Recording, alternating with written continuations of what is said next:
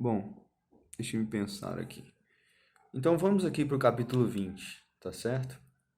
Depois que já aconteceu tudo isso, vamos ver aqui uma espécie de resumo aqui desse fim aqui, né? Mas aqui, João, né, vai falar uma coisa muito importante pelo Espírito, né, que foi revelado a ele pelos anjos, aí, no caso, né? Veja bem, vi descer dos céus um anjo que trazia na mão a chave do abismo, 20, capítulo 20, verso 1, né? E uma grande corrente. Ele prendeu o dragão, a antiga serpente, que é o diabo, Satanás, tá bom? O dragão do Apocalipse é aquela antiga serpente do Éden, o diabo, Satanás, tá bom? E o acorrentou por 1000 anos. Então, prendeu Satanás ali no abismo por 1000 anos, tá bom? Aqui, abismo seria algo parecido com o que é o Hades, tá bom? Praticamente. Abismo nada mais é do que algo lá embaixo, algo bem centro da Terra, lá embaixo, Hades e tal, tá bom?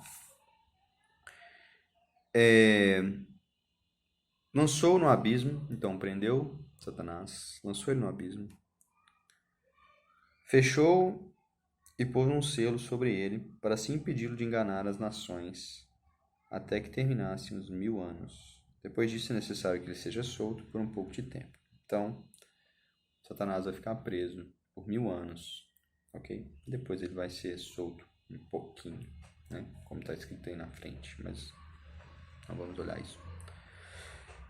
Agora veja bem, versículo 4. Vi tronos em que se assentaram aqueles a quem havia sido dada autoridade para julgar. Então, ele viu tronos, certo? Diversos tronos. E nesses tronos assentaram-se aqueles a quem havia sido dada autoridade para julgar, tá bom? Não sei se você sabe, mas a Bíblia diz que os cristãos, o povo de Deus, os filhos de Deus, eles vão julgar o mundo, tá? E vão julgar até mesmo anjos caídos, tá bom? Paulo diz isso na carta aos Coríntios, se não me engano, é Coríntios, né? Não me lembro exatamente o capítulo, mas se você procurar, você acha, tá bom? Ó, vi as almas dos que foram decapitados por causa do testemunho de Jesus e da palavra de Deus. Veja bem. Continua, peraí, vamos ler mais um pouco para eu comentar. Eles não tinham adorado a besta, nem a sua imagem, e não tinham recebido a sua marca na testa, nem nas mãos. Veja bem. Vi as almas dos que foram decapitados por causa do testemunho de Jesus e da palavra de Deus. Então, João está aqui agora no final e ele está vendo aqueles que foram decapitados, tá bom? Por causa do testemunho de Jesus e da palavra de Deus. Esses mesmos que ele está falando, que viram que foram decapitados, eles não tinham adorado a besta, nem a sua imagem, e não tinham recebido a sua marca na testa nem nas mãos. Veja bem. Esses que, por causa do testemunho de Jesus e da palavra de Deus, eles não adoraram a besta. Lembra? A besta é o anticristo. É aquela revelação do homem do pecado e do seu governo que vai vir sobre esse mundo. Mas aqui, João está mostrando que, ao mesmo tempo, na mesma época que o anticristo vai estar com seu governo nesse mundo, vão haver pessoas dando testemunho de Jesus e da palavra de Deus, tá bom? E essas pessoas vão ser decapitadas ou parte delas, tá bom? Veja bem. Nem todas, né? Nem todas. Mas veja bem. Quando o anticristo vem, a Bíblia diz que ele vai fazer guerra contra os santos. Isso está tanto em Daniel, o livro do profeta Daniel, quando fala desse anticristo que vai vir, como também está aqui no capítulo 13 do livro do Apocalipse. Eu não vou ler para não ficar muito longo, mas o capítulo 12 e o capítulo 13 são importantes também. Mas no final do capítulo 13, é dito que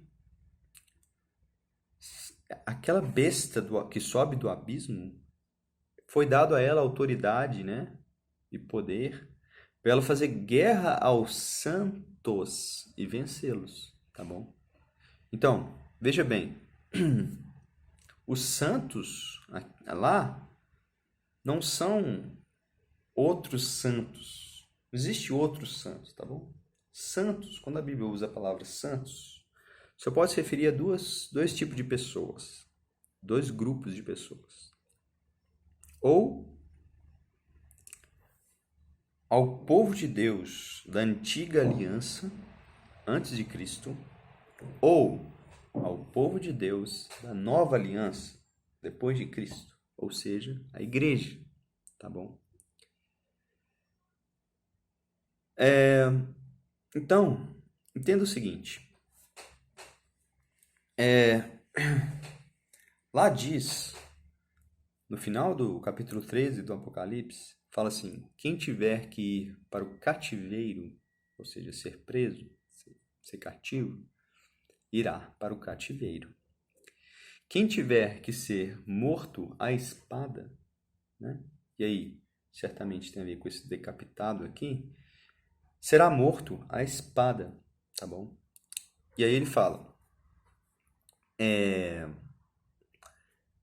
aí no livro do Apocalipse ele conclui dizendo, aqui está a perseverança dos santos.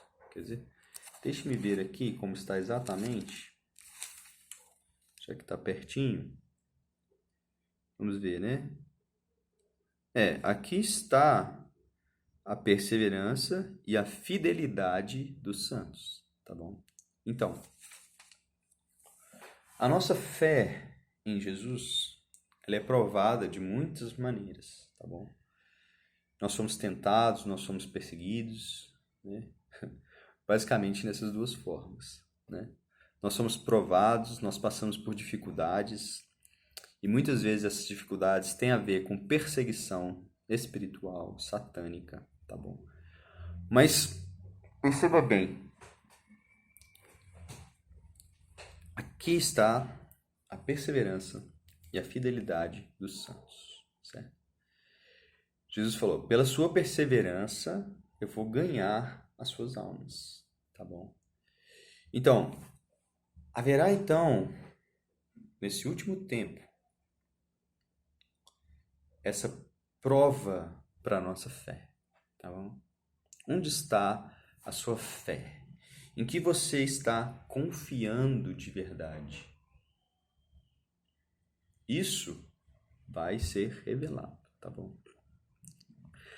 Vai se tornar evidente agora, no tempo do fim, aqueles que creem, aqueles que não creem, aqueles que são trigo, mas aqueles que são joio também. Vai ficar evidente, certo?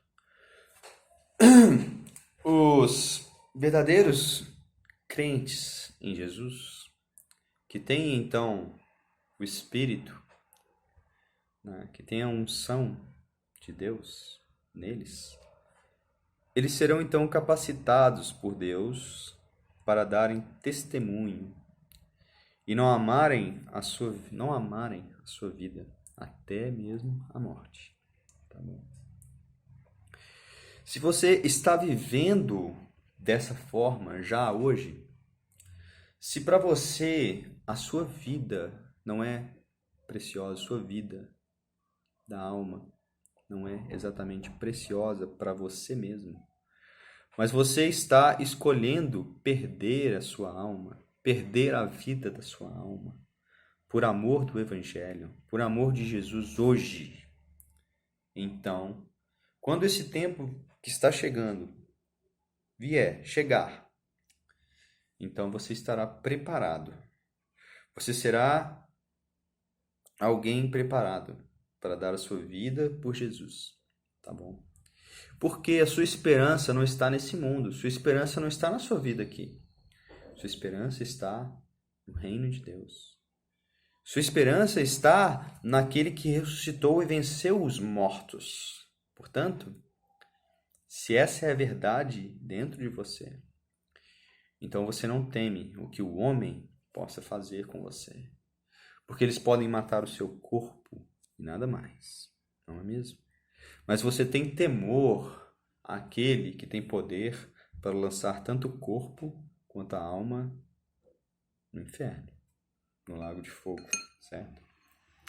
Então, nós precisamos, irmãos, fortalecer nossa fé, ok? O que significa isso? Significa que você precisa se arrepender. Você precisa buscar a Deus novamente, com todo o seu coração, com tudo o que você é, com todo o seu entendimento, com toda a sua alma, todo o seu coração, entende? Tem que ser para Ele. Todas as coisas que você faz em sua vida deve ser para Ele, a Ele, por Ele. Jesus disse que não é possível qualquer um de nós ser discípulo dele se nós não renunciarmos, se nós não abandonarmos tudo o que nós temos. Veja bem, até mesmo pai, mãe, filhos. Talvez, irmãos, o preço de segui-lo seja você perder até mesmo isso, tá bom?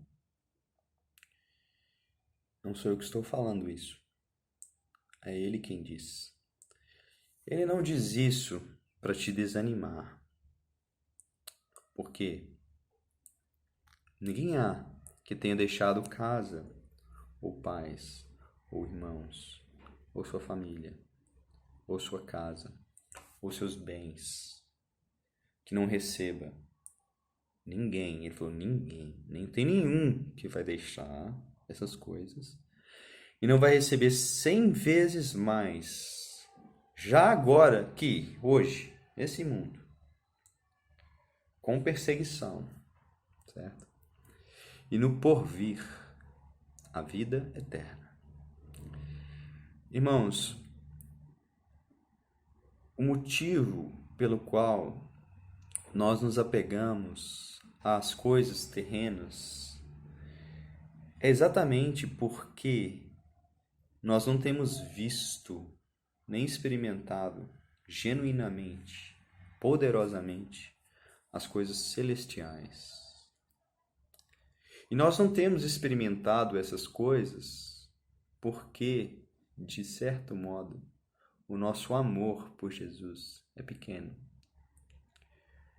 Nós não estamos amando Ele de forma integral, completa, plena, de modo que tudo o mais, todas as coisas, se tornem como refúgio, entende?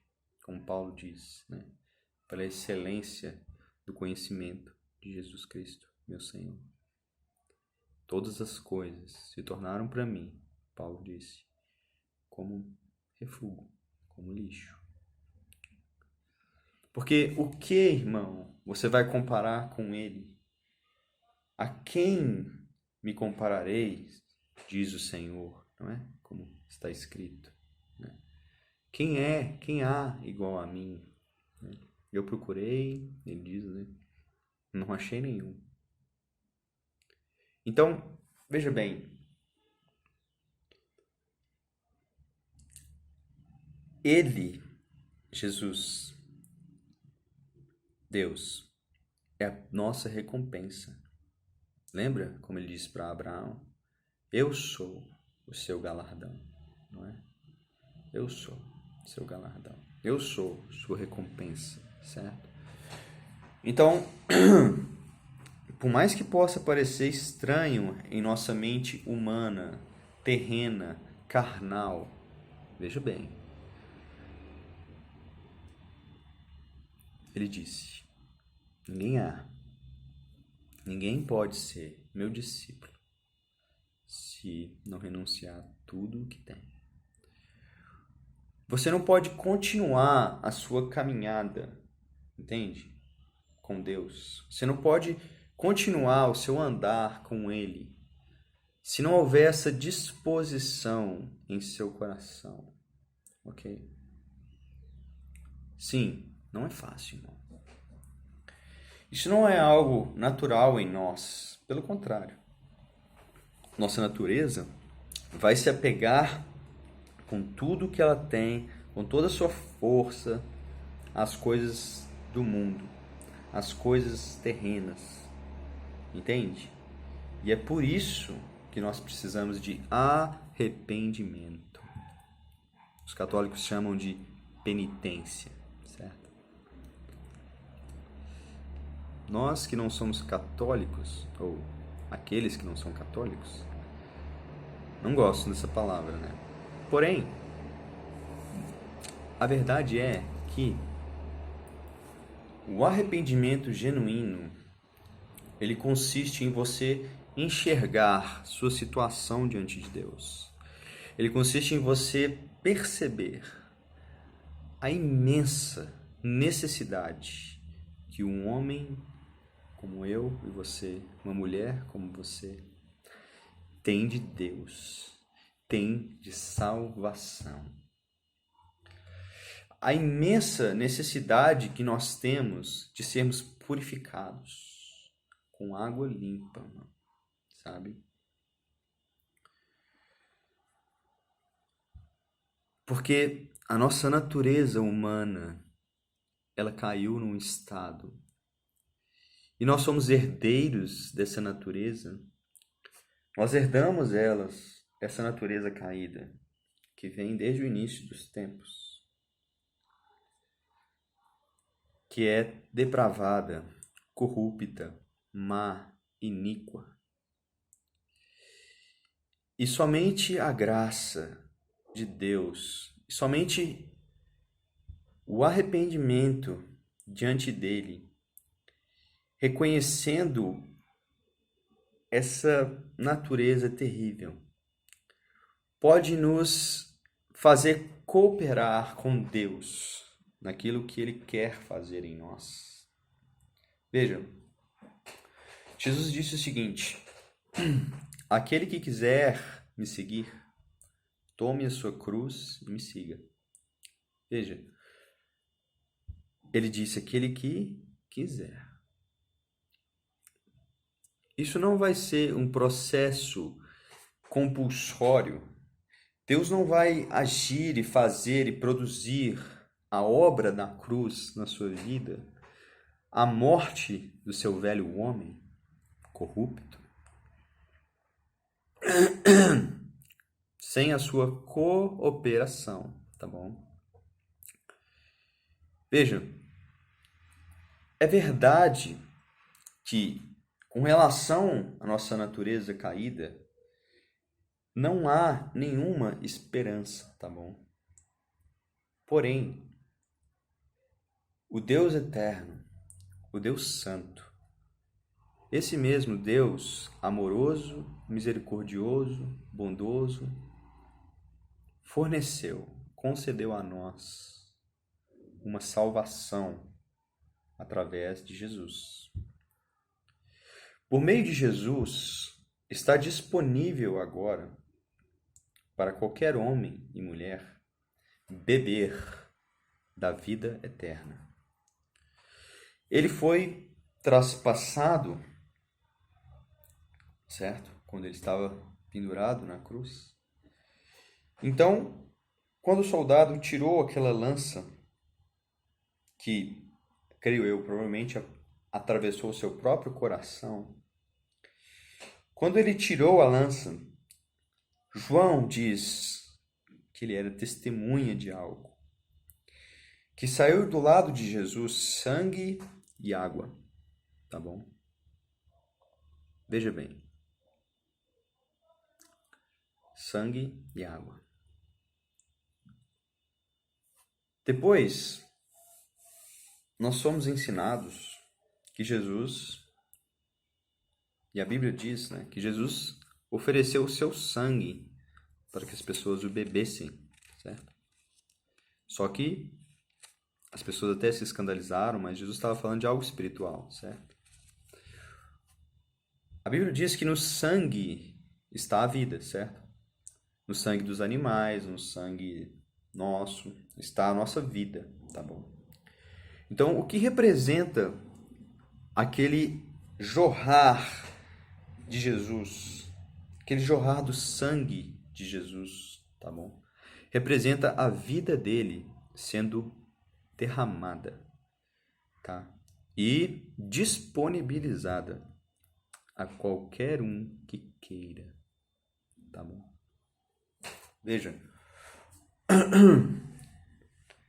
aí está a salvação real. Que nós, mesmo sendo caídos, pervertidos, totalmente depravados em nossa natureza humana, natural. E veja, talvez você não esteja vendo, talvez você não enxergue isso, mas a natureza humana se perdeu, certo? Mas Deus trouxe essa providência de salvação. E agora, a vida eterna, essa vida imortal, invencível, certo? Que pode vencer a morte, o mal e tudo mais. Essa vida está disponível agora. E é com ela e a partir dela que é possível você vencer, tá bom?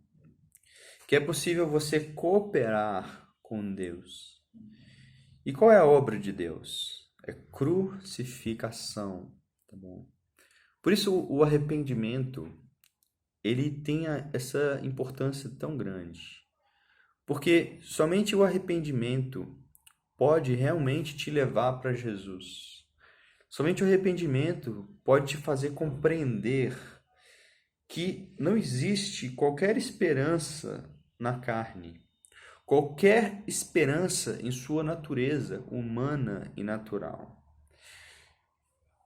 A única esperança nossa de salvação é Jesus e a sua vida, tá bom?